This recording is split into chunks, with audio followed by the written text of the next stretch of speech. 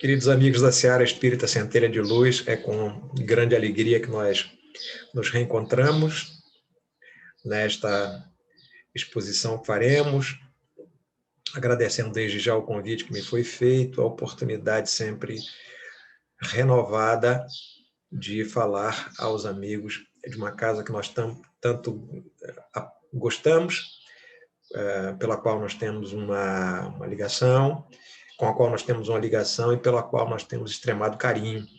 Então, eu gostaria, além de agradecer ao convite, sempre muito gentil, dizer da minha alegria, da minha satisfação de falar mais uma vez na Seara Espírita Centelha de Luz.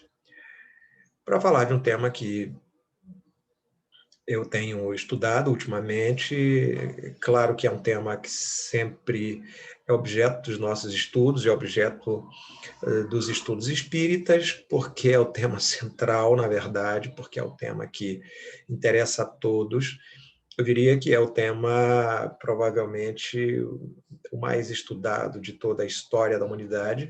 Acho que nenhum outro tema foi tão estudado quanto este, mas ele ganha uma nova roupagem, ele ganha um novo sentido a partir dos ensinos espíritas de 1857 para cá, com Allan Kardec, com os espíritos que ditaram a doutrina espírita, Allan Kardec, e todos os outros espíritos que vêm trazendo informações a respeito de morte e vida. Esse é o nosso tema, e eu explico por que esse tema particularmente me atraiu para fazer essa nossa exposição, porque estou lendo ou relendo, lendo com um pouco mais de cuidado desta vez, um livro que me foi oferecido há algum tempo por uma amiga, chamado Educação para a Imortalidade.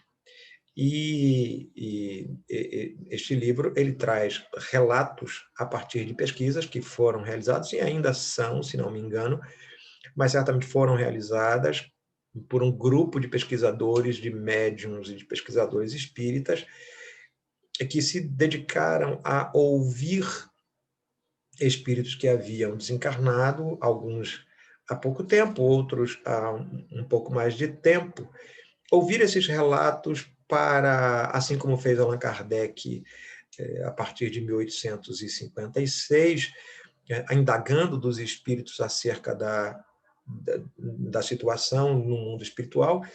Esse grupo aqui da Bahia, sob liderança do doutor Ildefonso do Espírito Santo, desencarnado recentemente, começou a desenvolver pesquisas para esclarecer um pouco melhor acerca do processo da desencarnação. Né? Claro, Kardec fez isso muito bem, mas esse grupo trouxe, de certa forma, para a nossa atualidade, né? Porque a realidade daquela época, da França do século XIX, era uma. Hoje, a realidade é outra.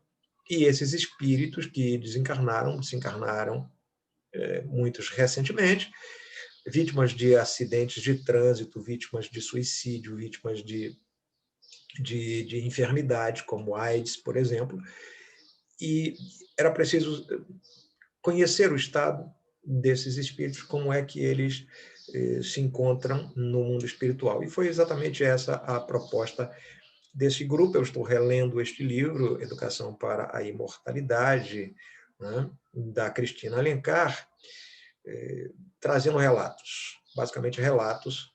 E é claro que ela, ao trazer esses relatos, ela traz também a sua compreensão sobre o tema, mas desperta muito o nosso interesse perceber certas situações de espíritos que estavam há pouco encarnados e desencarnaram de uma forma ou de outra, espíritas, inclusive falando de como desencarnaram, religiosos. Há, inclusive, um relato interessante de um espírito que, quando encarnado, dedicava-se a religião evangélica, né? E na outra dimensão, ele traz experiências de como chegou do lado de lá, se deu conta de que o espírito sobrevive à matéria, de que ele não tinha ido, né, nem desaparecido, nem tinha ido para o céu ou para o inferno, mas continuava no mundo espiritual, cultuando a sua religião, né? Inclusive mantendo contatos com religiosos daquela determinada denominação religiosa, então mantendo contatos aqui na Terra, com aqueles que estavam encarnados. Então são relatos muito interessantes e por causa deste livro, eu resolvi então, já que me foi dada a oportunidade de escolher o tema, eu resolvi então falar sobre morte e vida. E trouxe para a nossa exposição algo que eu extraí do livro O Céu e o Inferno, para que a gente pudesse trabalhar melhor esse tema, com base exatamente nos ensinos espíritas. No Céu e Inferno, a gente já encontra lá na contracapa da obra uma frase que Kardec, então, registra na contracapa, que vai dar bem ideia do tom daquilo que ele vai falar em toda a obra, a respeito da situação dos espíritos no mundo espiritual, de como é que eles se encontram quando chegam lá, mas, sobretudo, da imortalidade do espírito. É sobre isso que Allan Kardec vai discorrer nessa obra, O Céu e o Inferno, sobre a imortalidade do espírito.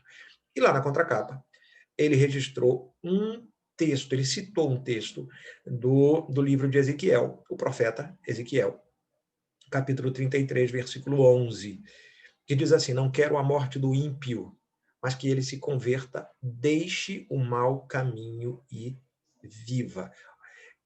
Então, percebe-se claramente que na frase, na citação de Ezequiel, não quero a morte do ímpio, mas que ele se converta, deixe o mau caminho e viva, está implícito nesta frase que a morte a que se refere o profeta é a morte espiritual.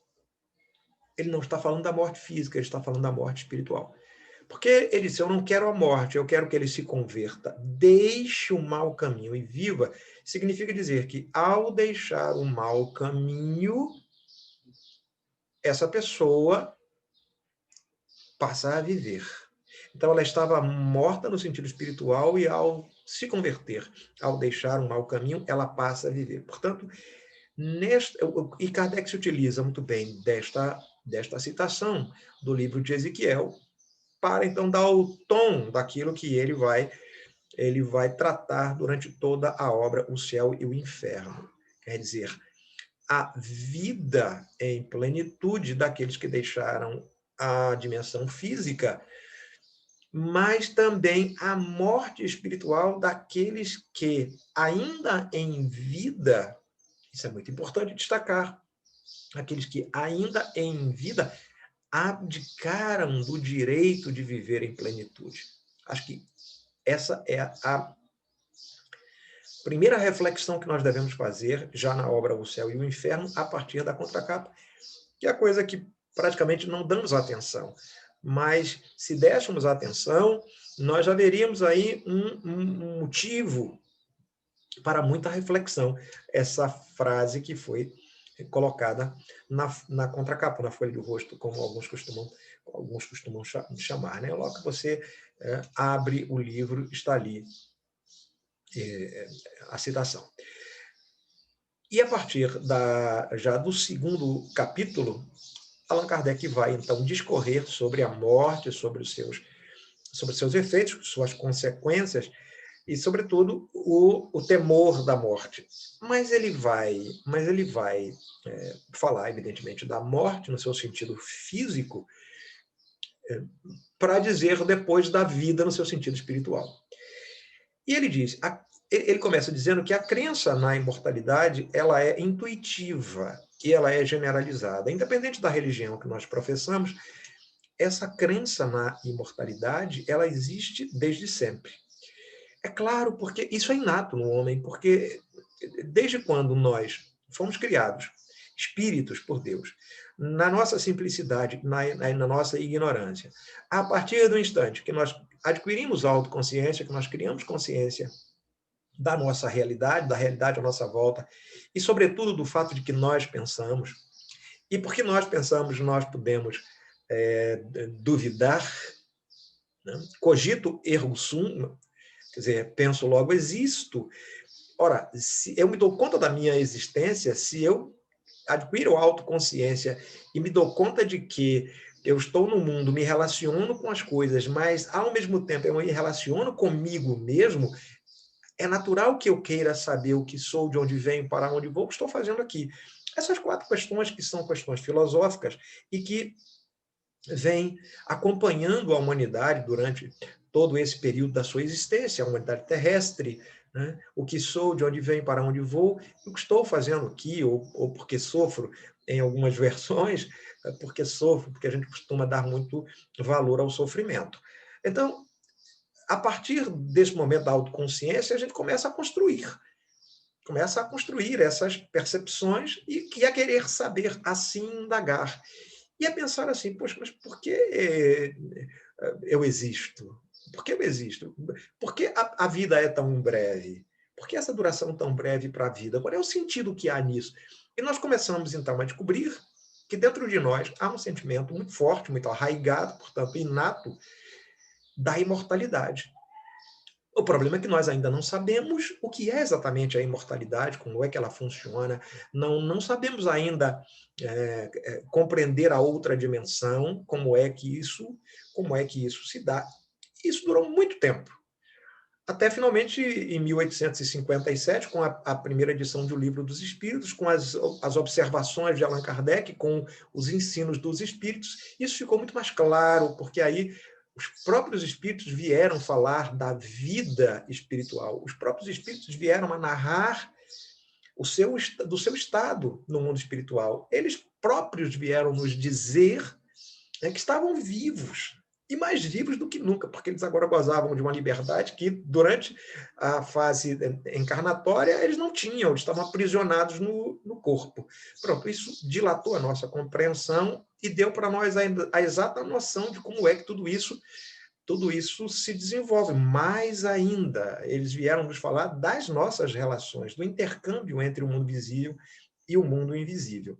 Mas Allan Kardec vai falar que, além da crença na imortalidade ser intuitiva e ser generalizada, porque ela não depende de nenhuma religião, de nenhum ensino a priori. Quer dizer, o ensino serve para dilatar a nossa compreensão, mas a crença propriamente está dentro de nós.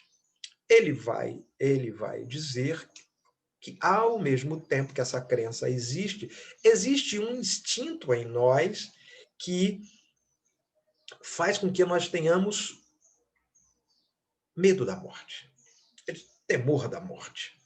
Quer dizer, esse medo é, na verdade, um impeditivo criado pelo próprio Deus para que nós não pensemos em abandonar a vida física antes do tempo programado. Porque a vida física é muito importante para nós. A vida física é um estágio fundamental na evolução espiritual. Isso é o que está na questão 132 do Livro dos Espíritos, conforme lembram os espíritos superiores. A encarnação é imposta por Deus para que nós atinjamos a perfeição, mas para que atinjamos a perfeição, necessário é experimentar, nesse sentido, sofrer todas as vicissitudes da vida corporal. Quer dizer, passar por todas as experiências que a vida material pode nos oferecer. Para viver todas essas experiências, eu preciso, evidentemente, encarnar várias vezes, porque uma vez só não é suficiente, uma vez que esse tempo aqui, às vezes, é muito breve, breve até demais. Não? Morremos muito cedo, alguns morrem um pouco mais tarde. O fato é que todos nós morreremos. Não há nenhum de nós que tenha ficado para contar, digamos, a história, como se diz popularmente, porque todos nós morremos. Isso é fato. Isso é fato. Mas morremos para a vida física e não morremos para a vida espiritual. Ao contrário, como lembra o espírito Joana de Ângeles, ele diz: morrer é pura e simplesmente começar a viver. Quer dizer, nós morremos para a vida física e começamos a viver uma vida plena, que é a vida espiritual, ou recomeçamos a viver. Ou, de fato, nunca deixamos, porque todos os dias nós nos desprendemos parcialmente do corpo, vamos ao mundo espiritual através do sono, nos momentos do sono, e vamos viver essa vida mais intensamente. É claro que, logo em seguida, temos que retomar o corpo físico para a continuidade da nossa existência física. Mas esses breves momentos que passamos no mundo espiritual, durante o sono, né, eles reavivam a nossa memória, né, e nos dão todos os dias essa ideia, né, de que a vida espiritual é a verdadeira vida. Todos os dias é como se nós nos lembrássemos disso durante o sono. Evidentemente, quando voltamos para o corpo físico, essa mensagem, na maioria das vezes, se apaga, né, porque o nosso cérebro não comporta guardar tudo o que a gente faz na vida espiritual durante o sono. Então, muita coisa se apaga, muita coisa é transformada em sonho. Então, os sonhos são aquelas lembranças do que fizemos durante o sono no mundo espiritual. Mas é uma lembrança um pouco borrada, né? Dizem os espíritos. Então, por isso a gente não lembra de tudo. Porque o nosso cérebro, ele não é capaz de comportar tudo isso. Porque ele já tem toda a vida física, né, para armazenar, para se preocupar. Toda essa memória que a gente cultiva, que a gente vai, né, acumulando na vida física. É claro, o cérebro precisa dar conta disso. Então, ele não dá conta disso e de tudo que a gente fez no mundo espiritual. Guarda alguma coisa do que a gente fez lá. Às vezes, lembranças mais nítidas, às vezes, nem sempre. Às vezes fica meio borrado, né? Meio cinzento. Mas o fato é que esse temor da morte, segundo os espíritos nos explicam, se deve a uma lei chamada lei de conservação. Está lá na terceira parte do Livro dos Espíritos, das leis morais. A lei de conservação serve exatamente para que nós... É um instinto de conservação, né, que tem seu fundamento nessa lei. A sua existência, a existência do instinto, está exatamente fundamentada nessa lei de conservação. E esse instinto serve para que nós não adiantemos o momento do retorno. Ou seja, nós precisamos cumprir o tempo que nos cabe aqui na Terra, que é parte da nossa jornada evolutiva. É por isso o temor da morte. Mas o temor da morte, ele vai diminuindo, segundo os próprios espíritos nos dizem, ele vai diminuindo à medida em que o nosso espírito evolui, à medida em que a nossa compreensão acerca da vida espiritual se dilata. Ou seja, quanto mais compreensão da vida espiritual eu tenho, menos temor da morte. O que não quer dizer que eu vá adiantar o meu retorno à vida espiritual, porque se eu fizer isso, é suicídio. Se eu adiantar o meu retorno da forma direta ou da forma indireta, isso é antinatural, isso é contra a lei, isso é suicídio. Então, eu não faço isso. A compreensão da vida espiritual, ela é importante para que eu me prepare para o retorno. É como se eu, então, estivesse no meu país de origem, viajasse a um determinado país para passar um certo tempo ali, né? Qualquer motivo que seja, por qualquer motivo que seja, então vou passar, mas no nosso caso aqui é para viver um período de provas e expiações, mas eu sei que eu vou ter que retornar ao país de origem. É basicamente isso. E quando eu estou naquele país estrangeiro onde eu me encontro, sabendo que vou retornar ao meu país de origem, o que é que eu faço? Eu vou me mantendo sempre preparado, porque eu não sei o dia do retorno, então eu vou me mantendo sempre preparado. Né? Digamos que eu tivesse ido a trabalho para esse país imaginário que eu estou criando aqui. né? Deixar da minha terra natal e vou para esse país imaginário a trabalho. Mas o chefe diz, olha, a qualquer motivo, qualquer momento, você pode voltar ao seu país de origem. Você pode ser chamado para voltar ao país, ao nosso país sede. Eu digo, tudo bem, tá certo. Então, o que é que eu faço quando eu estou naquele país estrangeiro? Né? Eu procuro não me apegar às coisas daquele país, às coisas materiais, né? Fazendo aqui uma analogia, entendam bem, as coisas materiais, eu procuro viver uma vida, digamos, uma vida simples, uma vida comedida, né? Porque não me dará excessos, não procurar sempre manter um padrão ético, moral, condizente, porque eu sei que um dia, que eu ainda não sei qual é exatamente esse dia, mas um dia eu vou ser chamado de volta ao meu país natal. E quando eu for chamado, eu preciso estar preparado. Então, eu não posso deixar dívidas no país estrangeiro, né? Eu não posso contrair uma enfermidade grave no país estrangeiro, né? Eu não posso... Quer dizer, o que eu estou falando aqui, estou me referindo naturalmente a essas condições humanas, mas basta que nós transportemos isso que eu estou falando para a realidade do espírito, a realidade espiritual. Então, guardem as proporções, guardem, né, essas diferenças, né, e vocês vão ter mais ou menos um quadro do que os espíritos nos apresentaram, dizendo, estejamos preparados para o dia do retorno. Quanto menos débitos nós deixarmos na Terra, mais fácil será o nosso desligamento e o nosso retorno. Quanto mais débitos, quanto mais presos às coisas materiais, né, eu estiver, mais difícil será o nosso reingresso, o nosso retorno na vida espiritual. Ou seja, esse temor da morte ele não pode ser um obstáculo, ou pelo menos não deveria ser um obstáculo, não é esse o sentido do temor da morte. O temor da morte é apenas para que nós não adiantemos o nosso retorno, mas devemos estar preparados para o nosso retorno, né? Agora, os espíritos dizem que para nós nos libertarmos desse temor da morte, nós precisamos encarar a morte física, sob seu verdadeiro ponto de vista. E qual é o verdadeiro ponto de vista da morte física? Dado que todos, sem exceção, morreremos para a vida física. Qual é o seu verdadeiro ponto de vista? A morte é apenas uma passagem. A morte é apenas a viagem de retorno. Esse é o ponto de vista.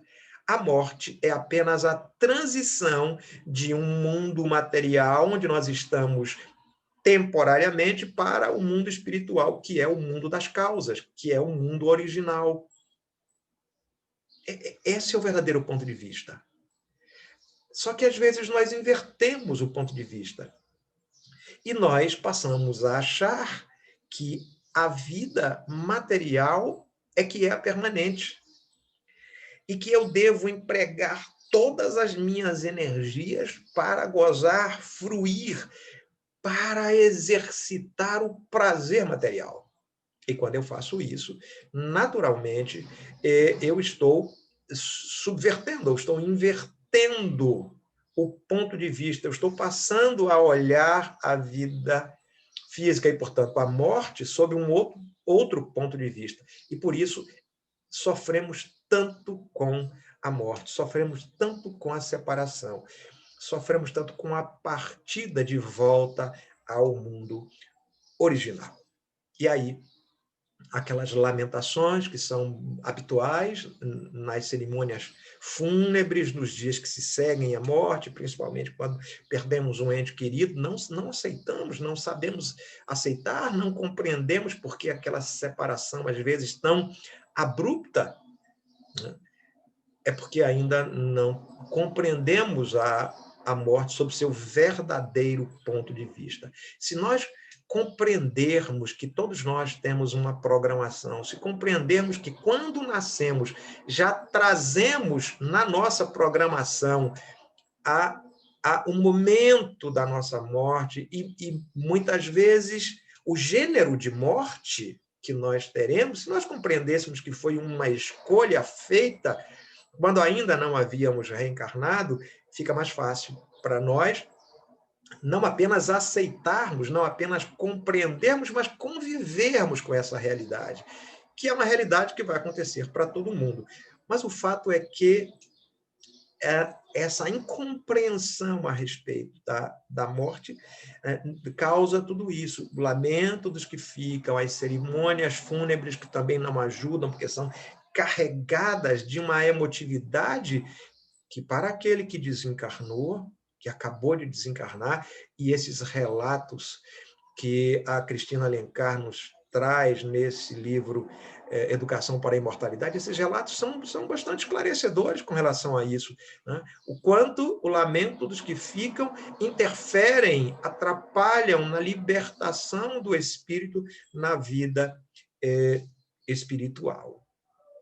E aí, a gente poderia citar aqui, que, aliás, é citado no livro Educação para a Imortalidade, nós poderíamos citar aqui uma experiência que foi vivenciada e depois foi traduzida em livro, né, chamado Além da Morte, de 1967, do espírito Otília Gonçalves. Esse espírito, ele era um trabalhador, era uma trabalhadora, na verdade, do Centro Espírita Caminho da Redenção, e ela desencarna, e ao desencarnar, ela vai viver uma experiência muito dolorosa, segundo ela própria descreve, porque, mesmo sendo espírita, mesmo sendo trabalhadora de uma instituição espírita, ela vai se surpreender com a morte. Aliás, ela vai se surpreender com o seu comportamento diante da morte. Ela diz, eu pensei que fosse mais fácil. Quer dizer, intelectualmente falando, todo o conhecimento que ela tinha, ela achava que era mais fácil, mas ela diz, quando a morte foi se aproximando de mim, né, eu queria evitá-la. Porque eu achava que eu ainda tinha muita coisa para fazer aqui nesta vida. E por isso eu queria, a todo custo, evitar a morte. E quando eu reingressei no mundo espiritual, houve muita resistência de minha parte, ela conta. E ela descreve, quando cheguei ao mundo espiritual, senti-me como um turista, é um texto dela, que tivesse chegado a uma grande metrópole. Tinha o guia da cidade no bolso, mas não sabia manuseá-lo. Então, veja, ela tinha todo o conhecimento, ela tinha estudado as obras espíritas, mas ela diz, eu não sabia manusear, quer dizer, eu não sabia o que fazer com todo aquele conhecimento naquele momento da minha desencarnação. E é muito interessante ler esta obra, Além da Morte, são cartas, na verdade, são comunicações que ela faz para a própria filha, para alertar a filha, que também era trabalhadora do Centro Espírita Caminho da Redenção, para alertar a filha sobre a situação dela. Essas cartas são recebidas e depois são transformadas em um livro. E ela diz, eu descobri-me ignorante da doutrina espírita. É a conclusão a que ela chega. Descobri-me ignorante da doutrina espírita. Mas não ignorante no sentido de não conhecer o corpo doutrinário, né? Os postulados espíritas, mas no sentido de aplicá-los. É isso que ela fala. E neste mesmo capítulo de O Céu e o Inferno, né, você tem aí o temor da morte, que é uma parte desse capítulo, mas você tem uma outra parte, nós temos uma outra parte, porque os espíritas não temem a morte.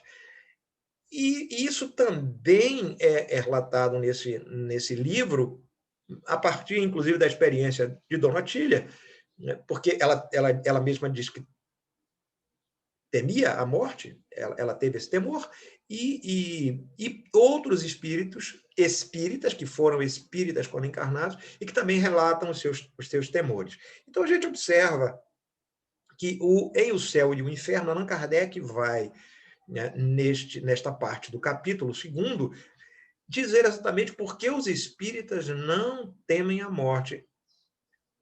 Mas, ao mesmo tempo que a realidade parece,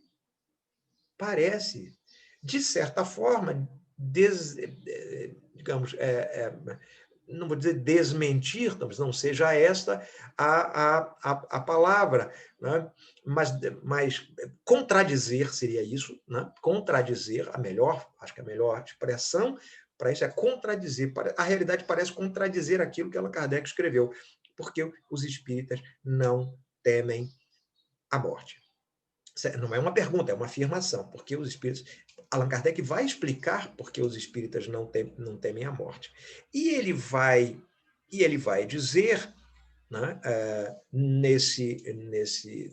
nessa parte do capítulo 2º, de O Céu e o Inferno, que a compreensão da vida futura, veja bem, a compreensão da vida futura é que faz com que o temor da morte diminua. Então, à medida que a compreensão dilata, o temor da morte diminui. Mas tem uma coisa que ele diz que coincide fundamentalmente com aquilo que Dona Otília disse. Ela diz, apesar de todo conhecimento espírita, eu não me espiritualizei. Ah, meus amigos, aí vamos fazer uma reflexão importante agora. Porque, como é que eu posso ter conhecimento espírita e não me espiritualizar? É possível? É possível. Então, a gente vai perceber que não há nenhuma contradição naquilo que Kardec escreveu e naquilo que ela narrou. A questão é que muitos de nós, apesar de todo o conhecimento espírita, não internalizamos esse conhecimento, não espiritualizamos a nós próprios, ou seja, nós não nos desapegamos da matéria, das coisas materiais. Nós não nos desapegamos, num certo sentido, por exemplo, dos parentes. Dos parentes. Porque é possível amar sem se apegar? Claro que é. Aliás, o desapego é um sinal de amor em plenitude. Porque o desapego significa, basicamente, libertar-se de alguma coisa. Desapegar, libertar-se de alguma coisa. Mas você não se liberta da pessoa, você se liberta do sentimento. Você não se liberta da pessoa, você dá liberdade à pessoa para que ela viva a própria vida. Isso é desapegar-se. Quando eu sou completamente desapegado às coisas materiais, eu posso ter com elas uma relação de carinho sem escravização, sem escravizar-me a ela. Quer dizer, é uma relação de carinho. No momento que eu perco aquela coisa, eu posso até ficar triste, mas eu não vivo preso naquela perda. É o que acontece conosco em relação às pessoas. Eu posso amar as pessoas sem apegar-me a elas. Porque no momento que elas se afastam de mim, eu não sinto o peso do afastamento. Fica a lembrança daquela pessoa na minha memória. E eu posso ficar um pouco triste, mas eu não tenho peso, eu não me sinto pesado.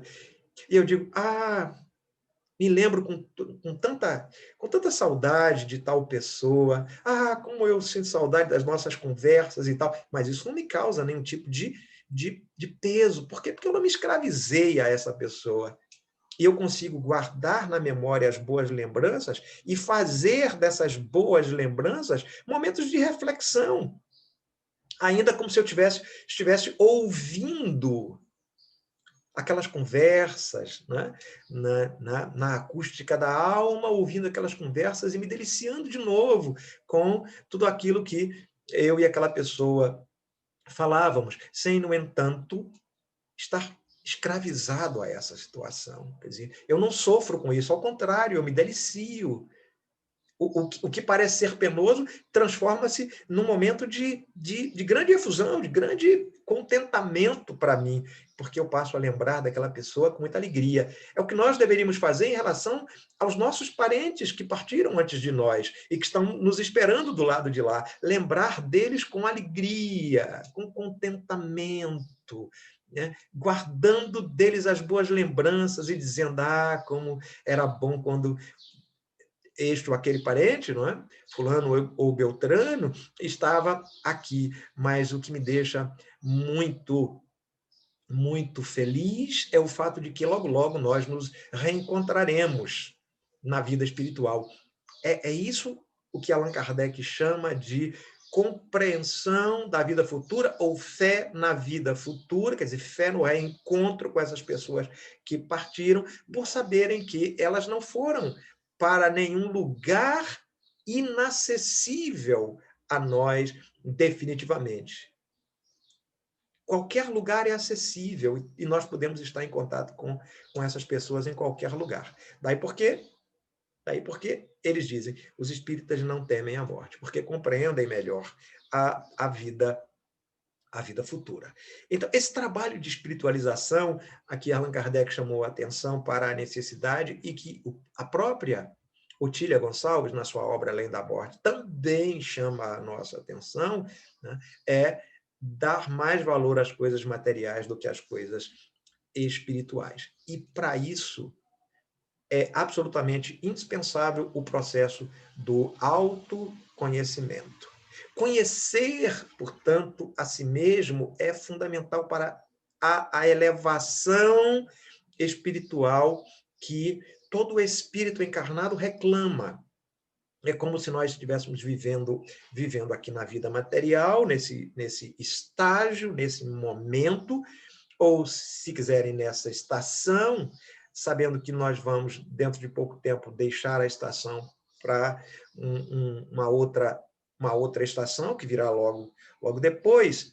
Entretanto, é fundamental que nós aproveitemos esse período para o estudo e a reflexão sobre o que somos e o que estamos fazendo nesta estação. O que é que ela espera de nós? O que é que esta estação, ou, em outras palavras, o que é que esta encarnação espera de nós? E como nós já temos uma compreensão um pouco mais dilatada, eu poderia dizer, ela espera que nós conheçamos a nós próprios, que ela espera que nós, no estágio em que nós estamos hoje, façamos o autoconhecimento, o tão necessário autoconhecimento, a busca do espiritual. A busca pelo conhecimento de si mesmo significa perceber a si próprio, manifestando-se na matéria, mas, ao mesmo tempo que você se manifesta na matéria, você existe na essencialidade. Quer dizer, você é um ser em essência que transitoriamente se manifesta na matéria ou na existência. Portanto, você está existindo na matéria, mas você não é a matéria. Né? Você está vivendo na matéria, mas você não é a matéria. Você é espírito em essência. Quando você se reconhece como espírito, não só a compreensão, mas o sentido que você dá à vida física muda radicalmente. E esse caminho, é evidente que não é fácil, é um processo.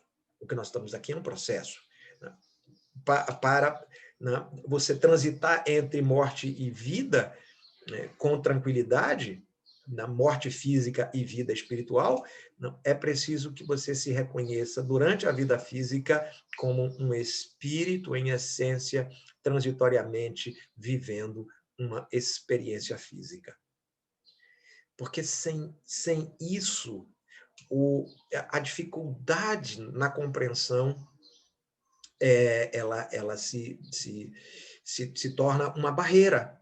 Ela se torna uma barreira para que o seu desligamento, para que o nosso desligamento, no momento da morte física, se dê com relativa tranquilidade e nós não experimentemos aquilo que os espíritos chamaram de perturbação espiritual, que pode durar de algumas horas até meses ou anos, como eles dizem, né? Então, por isso, os espíritos agora nos chamam a atenção para, nesse processo de autoconhecimento e de espiritualização, nós observarmos uma questão que é fundamental. Qual é o sinal mais característico da nossa imperfeição, que eu vou dizer aqui, da nossa incompreensão da essência em relação à existência, do ser em relação à existência, do espírito em relação à matéria. Qual é a nossa dificuldade? Eles vão dizer que a nossa dificuldade de compreender está na questão 895 de O Livro dos Espíritos. A nossa incompreensão, o sinal mais característico da nossa imperfeição, daquilo que entrava o nosso crescimento e a ampliação da nossa consciência, é o interesse pessoal. Ora, o que é o interesse pessoal, senão o apego desmesurado, desmedido às coisas materiais, às coisas da matéria? É basicamente isso. Todo o nosso interesse pessoal, ele está centrado nas coisas da matéria. Não pode estar centrado nas coisas da vida espiritual, porque na vida espiritual, o que interessa é aquilo que é patrimônio da alma. É aquilo que é patrimônio da alma. É aquilo que a alma pode carregar quando deixa a vida física. O que a alma pode carregar quando deixa a vida física? Nada do que é material. Tudo do que é espiritual. Ora, o nosso interesse pessoal, portanto, só pode estar centrado nas coisas materiais. Na casa, no trabalho, no carro, no título de propriedade ou no título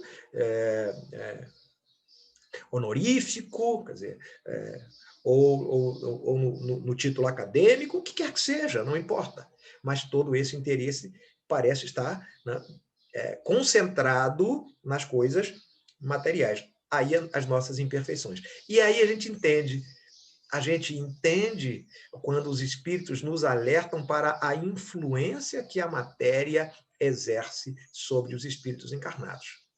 Essa influência muito grande, e é ela que, no final das contas, né, causa todo esse tipo de entrave, de obstáculo para uma transição tranquila entre a vida e a morte, ou entre a morte e a vida, perdão, entre a morte e a vida, como a gente já fez questão de dizer aqui durante a nossa exposição, né? Porque deixando a vida física, por meio da morte biológica, é que a gente entra na vida espiritual, na verdadeira vida. Ora, se o interesse pessoal é esse maior entrave, é essa maior imperfeição do espírito, é aquilo que mais atrapalha o nosso crescimento, no sentido contrário, a virtude mais meritória, segundo os próprios espíritos, e não poderia ser diferente, porque a resposta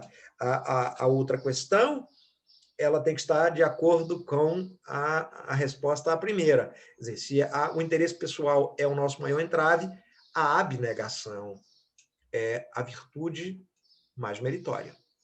E o que é a abnegação? É exatamente o desinteresse pessoal. É quando nós pensamos menos nas coisas materiais e mais nas coisas espirituais, é quando nós pensamos menos em nós e mais nos outros. Quando nós pensamos menos em nós, menos no nosso conforto, menos no nosso bem-estar, menos na nossa realização pessoal e pensamos mais nos outros, significa dizer: a felicidade dos outros nos faz felizes. Quando nós pensamos assim, segundo os espíritos, nós estamos em processo de crescimento acelerado, né, espiritual. E é isso que vai fazendo com que, né, a nossa compreensão se dilate e nós nos desapeguemos das coisas materiais numa velocidade, num ritmo mais acelerado. Portanto, quanto menos interesse pessoal, né, mais desinteresse pessoal e mais crescimento espiritual, né? Esta é a lógica que os espíritos nos advertem e nos chamam à reflexão. Quanto menos interesse pessoal, mais elevação espiritual, menos desapego às coisas materiais e mais tranquilidade, né, serenidade na hora da transição, para viver a verdadeira vida, que é a vida espiritual. E aí nós relembramos de Jesus naquela sua afirmativa de que ele veio não para a vida física.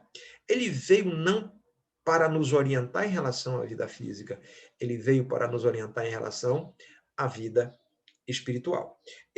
Por isso, ele disse, eu vim para que todos tenham vida. Mas não é só essa vida, às vezes, mesquinha, né? Não é só essa vida, às vezes, do interesse imediato, mas é a vida em plenitude, é a vida em abundância, segundo registraram os evangelistas. A vida em abundância é essa.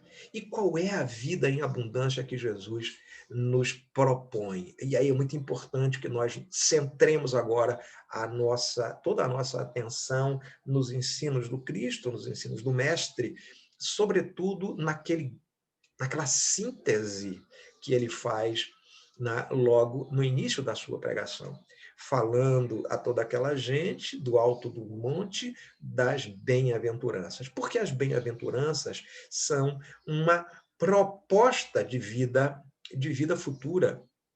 É claro que há uma felicidade que nós podemos viver e devemos viver nesta vida. Esse é o sentido da coisa, não é outro. O sentido da vida não é o sofrimento. O sentido da vida é a busca da felicidade, através da busca da perfeição. Esse é o verdadeiro sentido.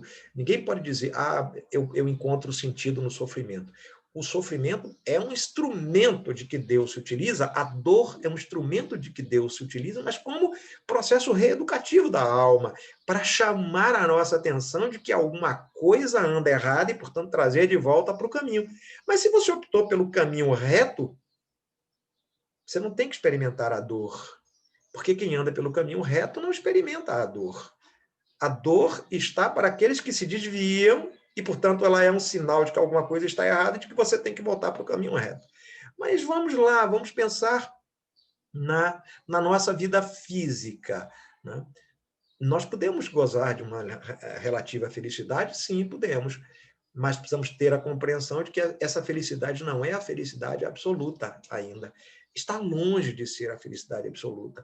E essa felicidade que nós gozamos, ela é, de vez em quando, né, alternada com momentos de dor e momentos de sofrimento, o que são lições também para o espírito. Mas a vida em abundância a que Jesus se refere é a vida espiritual. Por isso ele diz, porque continua dizendo, eu poderia usar o verbo no passado, disse, mas eu gosto de usar o presente, diz, porque ainda hoje ressoa, né, para nós, reverbera para nós essa mensagem do Cristo, como uma mensagem das mais atuais. Bem-aventurados os aflitos, porque serão consolados. Ou bem-aventurados os que sofrem, em algumas versões, porque serão consolados. Mas os que serão consolados são os que sofrem, mas que sabem sofrer. Os que sofrem, mas não sofrem e se queixam da dor, mas aqueles que sabem viver ou conviver com a dor como um instrumento da sua própria redenção. Bem-aventurados os misericordiosos, porque obterão misericórdia. Então, olha a relação que Jesus estabelece com a misericórdia. No instante em que eu exerço a misericórdia para com alguém, eu também obterei misericórdia, né? É uma relação de dar e receber, é uma relação de causa e consequência. Bem-aventurados os que têm fome e sede de justiça, porque serão saciados. Veja, então aquele que aplica a justiça, ele será também objeto da justiça quando chegar o momento de ser julgado. Isso é muito importante perceber. Mas quando é que isso vai acontecer? Isso vai acontecer em algum momento que pode ser agora mesmo, mas, sobretudo, na vida espiritual. Bem-aventurados os pacificadores. E por que os pacificadores? Por que os mansos e humildes? Porque verão a Deus. Essa é uma proposta absolutamente auspiciosa aos espíritos, ver a Deus. E vamos lembrar lá de escala espírita, questão 100 do Livro dos Espíritos. Os espíritos, na atualidade, podem ver a Deus? Essa é uma pergunta. Compreendem a Deus? E a resposta qual foi? Não. Nós compreendemos a Deus intuitivamente, mas ainda não conseguimos compreender exatamente qual a sua natureza. Olha que beleza. Nós compreendemos intuitivamente. Mas haverá um instante em que nós compreenderemos a natureza, mas haverá um instante em que nós veremos Deus face a face. A condição de espíritos puros, de espíritos perfeitos, é exatamente a de ver a Deus, poder ver a Deus face a face. Nós ainda estamos distantes, mas estamos a caminho. Mas para isso é preciso morrer e viver muitas vezes. Quer dizer, morrer para a vida física, renascer para a vida física, viver para a vida espiritual. Bem-aventurados, portanto, os mansos, né? Porque não só herdarão a terra, mas verão a Deus. Bem-aventurados os pacificadores, né? Bem-aventurados todos aqueles que fazem a vontade do Pai, porque serão chamados filhos de Deus. Esta é a grande proposta para a nossa vida. Essa é a grande proposta de Jesus para que nós sejamos felizes ainda nesta existência, na medida em que nós buscamos realizar o que ele nos deixou como ensinos. Todos esses que eu acabei de falar e todos aqueles outros que nós encontramos em os evangelhos. Todas essas lições de Jesus para as nossas vidas, seguramente, se aplicarmos na vivência habitual, cotidiana, nós vamos conquistar uma felicidade possível no estágio em que nós nos encontramos. Entretanto, se nós buscamos essa felicidade inalterável, como dizem os espíritos, em uma dos textos do Evangelho segundo o Espiritismo, no capítulo Fora da Caridade não há salvação, dizendo que a caridade é a única condição, capaz de trazer, de dar ao homem a felicidade inalterável, porque é por meio da caridade que o homem se salva, nesse sentido, é por meio da prática da caridade que o homem obtém a perfeição, chega à perfeição, chega ao nível mais alto. Só a partir do exercício do amor, da prática do amor, é que nós podemos alcançar esses patamares mais elevados do espírito. Então, é a grande síntese da mensagem do Cristo. Tudo que o Cristo disse, naturalmente, se resume nesta condição. Amar sem esperar retribuição. Fazer o bem a todos indistintamente. Não querer mal aos que nos querem mal. Portanto, querer bem aos que nos querem mal. Orar pelos que nos perseguem e nos caluniam. A condição para que nós deixemos esta existência material e reingressemos na vida espiritual de alma liberta do cativeiro da matéria, de alma transparente, de alma leve, como que naquela belíssima narrativa de Lázaro em O Evangelho segundo o Espiritismo, na lei do amor, né? Ele diz, aquele que ama sente como se estivesse levitando. Aquele que ama é leve, portanto, porque o seu perispírito, a densidade perispiritual é muito mais leve, o seu perispírito é muito mais rarefeito, porque esse espírito ele se desprendeu de todos aqueles elementos grosseiros que compunham a sua matéria perispiritual, porque ele foi eliminando aos poucos na medida em que ele amava.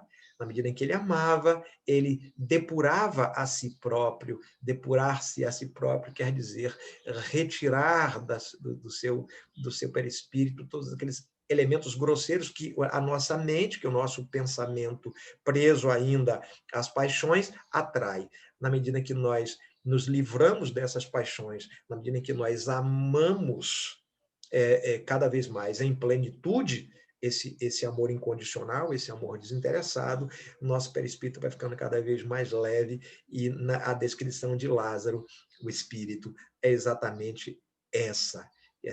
Quem ama se transporta de um lugar para outro porque os seus pés, né, eles não andam, eles flutuam, esse espírito é leve. É assim que nós devemos nos sentir nesse instante da transição. Fazer essa transição de forma leve, começando a partir de agora o nosso processo autoeducativo para a imortalidade. Amando sem esperar retribuição, orando por aqueles que nos perseguem. E façamos disso um exercício diário, de estudo e reflexão. Exige esforço, exige vontade, mas nós podemos fazer, nós podemos começar agora. Pode parecer difícil no início, mas depois vai se tornando cada vez mais fácil, mais leve. A gente vai percebendo que dá certo, a gente vai percebendo que a nossa vida se transforma a partir dessas pequenas mudanças e desses pequenos esforços que nós fazemos. Então, que nós tentemos fazer isso no nosso dia a dia. É amar sem esperar retribuição, né? Fazer o bem aos que nos fazem mal, ou seja, retribuir o mal com o bem, orar por aqueles que nos perseguem e nos caluniam, e assim viver a vida aguardando o instante, viver a vida física, aguardando com tranquilidade, sem temor, o instante do retorno à verdadeira vida, que é a vida espiritual. Amigos do Seara Espírita Centelha de Luz, o meu fraternal abraço, com votos de muita paz, de muita saúde, de muita serenidade, para que sejamos capazes de fazer esses exercícios diários que a vida nos convida a fazer. Com Jesus, com os bons espíritos que nos inspiram todos os dias, mas, sobretudo, com a confiança irrestrita no Pai, aquele que nos criou e aquele que tem por nós um extremado carinho, porque nos conhece a todos e nos dá a todos oportunidades benditas de redenção, de crescimento espiritual. Até a próxima oportunidade. Fiquem com Deus, agora e sempre.